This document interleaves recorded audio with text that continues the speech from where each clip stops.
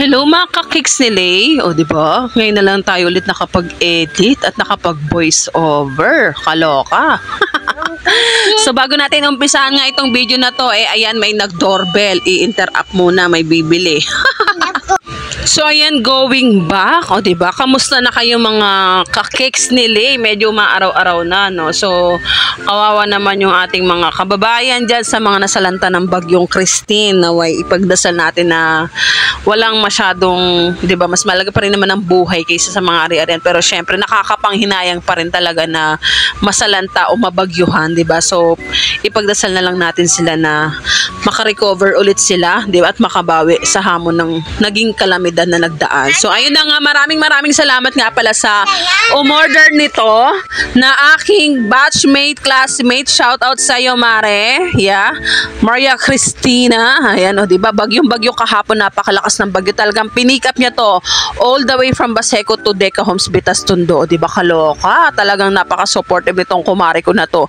Alam mo yun, nakakataba talaga ng puso yung mga taong sumusuporta sa iyo, yung walang pag-aalinlangan, na kahit alam mo namang, di ba, hindi naman natin, not everyone talaga afford na magpa-customize, lalo na kapag ka medyo on a budget ka. Pero dahil kapag ka mahal mo talaga yung pagbibigyan mo, lalo na anak mo, ay nako, for the go, o di ba? So Ubi Moist nga, kaya ang Ubi Moist nga pala yung kanyang order, kasi medyo nag-aano sila sa choco, kasi nga naglalakihan ng mga kabataan ngayon, iiwas-iwas natin, parang anak ko lang si Aljor. Ganun talaga, sadyang malulusog talaga ang mga bata nitong mga generasyon na to, 'di ba? Generasyon, mga Gen Z, 'di ba? Then eto nga, pakita ko sa inyo, talaga medyo binagalan ko lang yung ating video sa pag-uumpisa ng ating pag-assemble ng cake na ito. So 2-tier nga ito na Ubi Moist cake na 6x4 at 4x4 na may kasamang 12 pieces Ubi Moist cupcake din. So naglagay nga lang din ako diyan ng caramel filling sa gitna para naman may something na ano, 'di ba?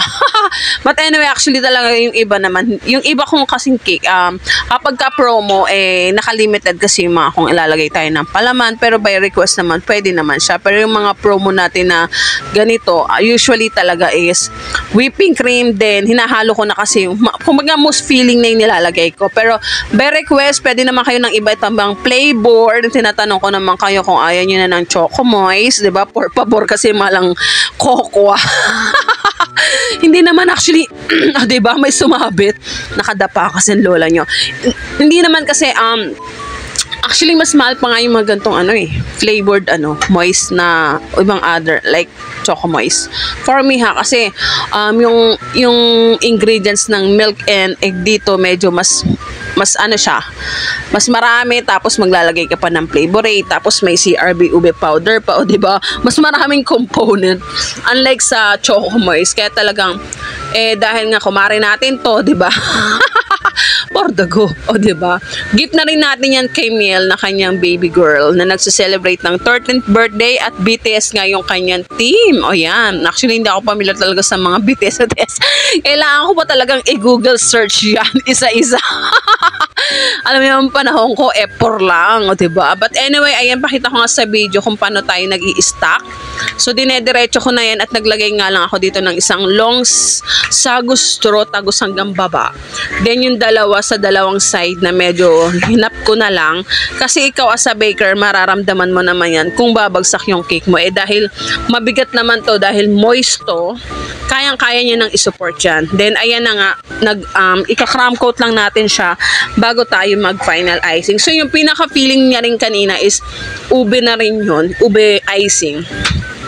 Para talaga nagko-combine sa ating Ubi Moist cake. Ayan. So, hinihingalingan ng lola yun dahil nakadapa. But anyway, maraming salamat sa lahat ng sumusuporta sa cakes ni Lay, at nabibisi nga ako ngayon sa pagtitinapay, o diba? Dahil kapag wala nga tayong medyo mga customized cake, dinadivert talaga natin yung iba natin pwede pang pagkakitaan, like yung mga dessert, graham, cheesecake. Actually, yung mga iba kong dessert, hindi ko na talaga nagagalaw. Hindi ko na Hindi ko na nakaharap lahat. Ang daming mga naghahanap, nag-PPM dyan, sis, anong dessert mo? Actually, talagang hanggat maaari, gusto ko may stock ako kahit mango graham or lava cake dyan sa freezer or cheesecake. Kaya lang, minsan talaga, ambis talaga maubos, guys.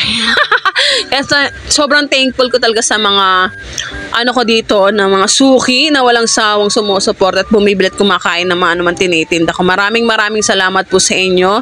Ayan, nakakataba po talaga ng puso. So, two-tone color yung ginawa ko sa kanyang cake. Ayan, so, gumamit ako ng piping bag. Actually, usually naman, kaya ko naman siyang diskarte ang diretsuhan lang. Pero para maiba naman, kung bago ka sa page ko, this is another way ng finalizing. Pwede ka mag-piping bag kapag ka two-tone or kapag kaya mo nang idirekta naman na spatula na diretso ng lagay sa cake, no need na kung kaya mo na. Pero dahil para makita ng iba kong followers na or viewers, tara. Oy, nakaka 2,000 plus followers na ako. Thank you so much, ha. Ayan, so medyo hindi ako nagiging active nitong mga nakaraan sa pagbablog. Marami akong mga pinagdadaan. Ano ba yan? May sumasabit. Wala lang. Gusto ko lang magpahinga, nag-iisip-isip, ganun. May mga sumusumpong-sumpong kasi sa utak, yung mga anxiety, yung mga worries, 'di ba? Talagang hindi mo naman maiwasan yung kapag nanay ka na. Pero buti na lang talaga, baking is my stress reliever. Totoo po yan. Sa mga gaya kong nanay na nasa bahay, kapag na-stress kayo, magluto na lang kayo, mag-bake kayo para hindi kayo lalo mag-stress, may stress, 'di ba? Mai-divert niyo yung pag-iisip niyo sa pagbe-bake, sa pagluluto, pagdi-dessert, pagtitinda. At least kumita ka pa at masarap sa pakiramdam yung nasasatisfy at may nasasarapan sa niluluto mo at mga ginagawa mo. So yun po, talagang napaka-fulfilling bilang isang home baker or nasa food industry na maraming nasasatisfy at nasasarapan sa niluluto mo. Nakaka-compliment po talaga yun and napaka-best fulfillment po para sa amin. Ayan, so malapit na tayong matapos. So printable topper lang naman ito. Ayan, so nag-print lang tayo dyan sa Pinterest. Maghanap lang kayo ng mga images na for topper na high resolution. Then ine-edit ko lang siya sa PixArt. So sa cellphone lang din po ako nag-i-edit yan. Then direct ko na yan piniprint. Ayan, so medyo nagloko nga yung printer ko, pero ganun talaga. Pero kere pa rin. Ayan, so eto nga, mga member nga ito ng BTS. Hindi ko sila talaga kilala, pero talagang naririnig, pero in mukha. Kasi parang pare-pare sila ng mukha, di ba? Koreano. Ayan, then thank you so much again, Cici or Mare, sa pag-order. Napaka-supportive talaga ng kumare ko na to. Talagang, meron pa kaming monthly milestone para sa apo niya. Ayan, so maraming salamat. Naka-ongoing pa rin yung aking mga promo at maraming salamat sa mga nagre-recommend, nagtatag, sa walang sawang pag-order sa mga lahat ng tinitinda ko na pinopost ko, mapa-dessert, merienda, bread, tinapay, and everything, cakes, lahat po. Yan, maraming salamat at sana po ay huwag kayo magsasawang manood, o diba? At kung pwede, share nyo na rin. Actually, ewan ko bakit nung mga nakaraang hindi ako nakapag-edit, masyado akong naging busy. No worry, mga anxiety attack nga, ganun nga, pero syempre, life must goes on, diba? Ayan, so malapit na tayong matapos. Sinalagay ko na si Kim Tae-hung. Ewan ko, tawa ba yung basa ko dyan? Anyway, thank you so much again sa lahat na nagtitiwala at sumusuporta. God bless everyone.